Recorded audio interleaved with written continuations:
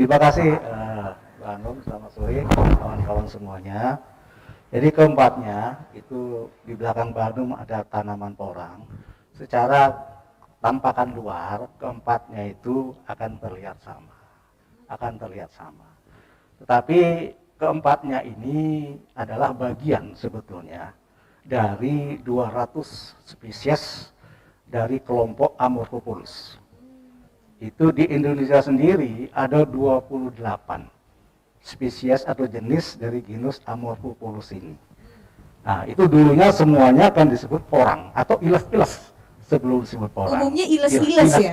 Dulunya iles-iles. Di dunia ini hanya ada 18 spesies yang adaptif. Di Indonesia ada 28. Kalau sebarannya memang itu ada 7 spesies di Sumatera, 7 spesies di Jawa, 6 spesies di Kalimantan.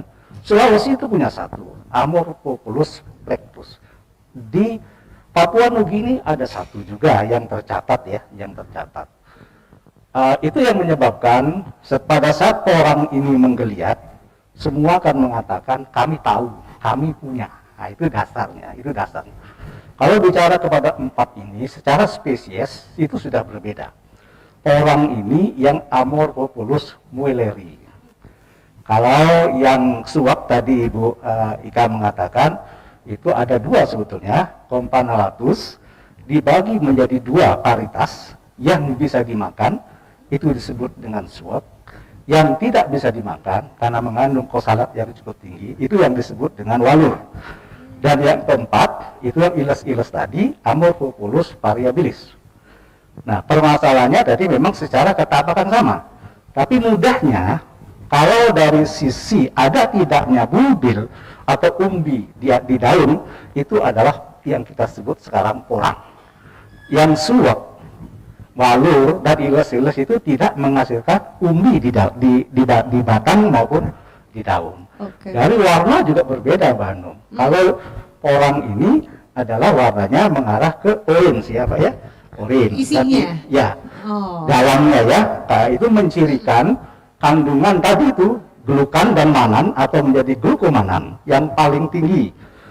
Artinya memang keempatnya juga mengandung glukomanan, tapi yang paling tinggi adalah ini. Menariknya sebetulnya, sebelum porang meledak, sebetulnya Jepang itu dulu mengimpor itu adalah yang variabilis, yang iles-iles sebetulnya. Memang dia kandungan glukomanannya yang berbeda. Hanya 40%, kalau yang porang bisa mencapai 55 sampai 65%. Kalau walur itu kandungannya sangat rendah, 0 sampai 3% saja. Jadi bisa dari adanya kata, kalau bentuk daun dia runcing melebar, itu pasti porang. Kalau yang ketiganya tadi, dia lancip. Kemudian dari warna batang, bentuk dan batik batang juga bisa dibedakan. Tapi secara umbi itu hanya warna. Kalau suap cirinya, umbi besar, nanti banyak bintil-bintilnya, itu suap. Kalau porang ini emang halus, sehalus kulit batangnya. Karena kalau walur dan suap itu ada, kalau kita peluk, itu nggak halus Mbak Anum. Jadi kalau kita mau meluk porang, seperti Pak Menteri bilang, seperti ibarat perempuan. Oh, oke. Siap. Pak Yuliantoro, izin mikrofonnya Pak Yuliantoro mungkin boleh agak sedikit dinaikkan. Atau mungkin teman-teman teknis kami boleh minta mikrofon yang pegang, karena sepertinya masker ini menghambat ini latensi suara. Jadi lebih pelan sekali. Oke, siap. Oke.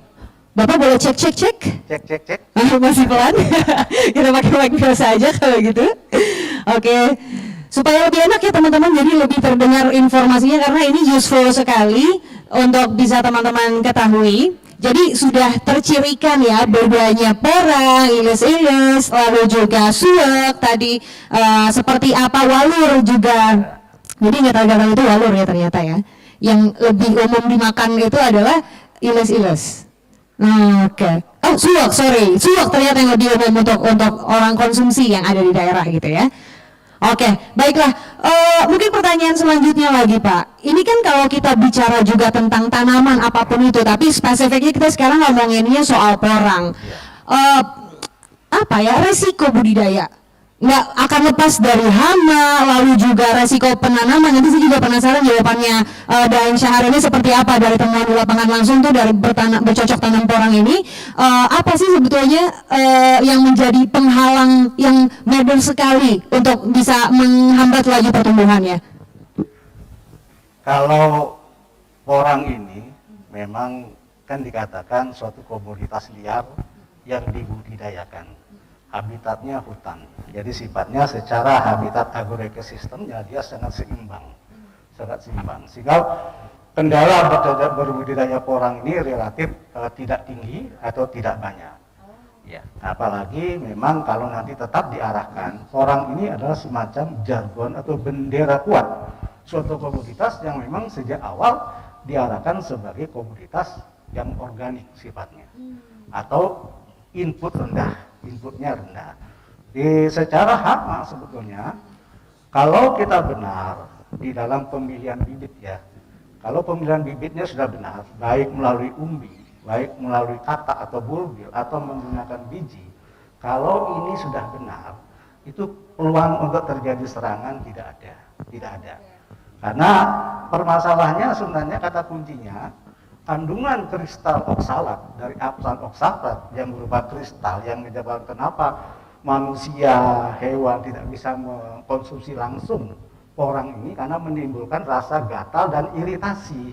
Jadi saya pikir ini suatu karunia yang sangat luar biasa sehingga dikatakanlah bahwa ini sebenarnya makanan ular kan gitu ya, makanan ular. Kalau sudah hanya ular yang mau makan berarti manusia tidak bisa. Jadi kendalanya tidak begitu banyak. Kendala sekarang yang ada karena dibutuhkan dalam satu program cepat 30.000 hektar itu membutuhkan sekitar 6 juta bibit ya Pak ya. 6 juta. Nah, bagaimana menyediakan bibit dalam waktu cepat dalam jumlah 6 juta? Ini suatu permasalahan. Permasalahan karena kemampuan kalau kita melihat kemampuan dari umbi itu menghasilkan itu hanya sekitar kalau kata itu hanya sekitar 50.000 kata per hektar. Tapi kalau potensi nanti melalui biji itu 1,8 juta biji per hektar. Permasalahannya petani-petani kita tidak berkenan. Karena dia akan mencegah karena biji itu muncul pada pertanaman musim keempat. Musim keempat. Rata-rata petani itu musim ketiga itu kandungan glukomanan paling tinggi itu akan dipanen. Kalau masuk bulan musim keempat, itu cenderung akan muncul bunga.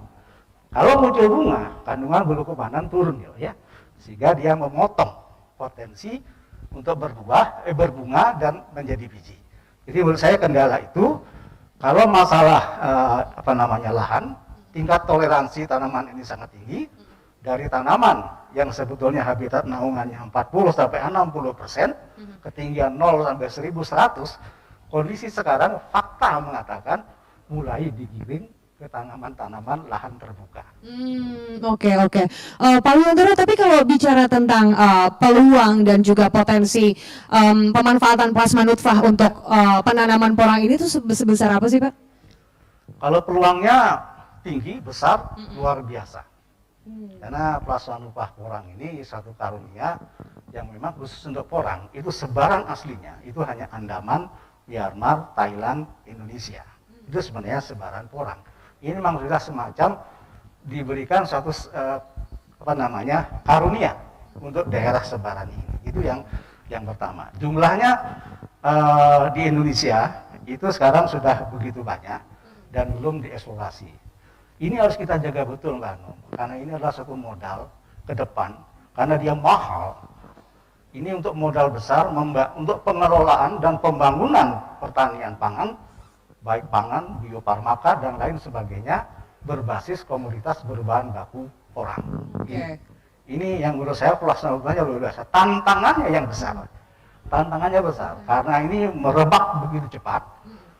Artinya ada beberapa titik yang menyimpan plasma koleksi porang, tapi belum bergabung secara baik. Jadi belum terkelola dengan baik, tapi upaya-upaya itu sudah ada. Jadi tantangannya nanti adalah bagaimana kita menyatukan menjadi suatu kebun, apakah namanya kebun porang dan lain sebagainya, suatu koleksi dunia yang nantinya adanya juga di Indonesia. Ini tantangan kita ke depan. Tantangan berikutnya adalah bagaimana generasi muda dituntut seperti CTA-nya Pak Menteri, dituntut karena ini tanaman unik menurut saya. Kalau tanaman yang lainnya bergerak di hulu, mencari hilirnya nggak sampai-sampai begitu ya, nggak sampai-sampai. Kalau ini dia sudah di hilir, menekan hulunya. Jadi para ilmuwan, teknologi, semua ini ditekan dan didorong, dipaksa. Ini komoditas anomali kalau menurut saya. Hilirnya sudah ada, pemesannya dunia. Udah siap semuanya, Sudah siap. infrastrukturnya ya. Nah, kita yang harus segera cepat, generasi muda, para peneliti, dosen, ilmuwan, dan petani milenial bergerak bersama bagaimana mentuntaskan permasalahan penggunaan boran di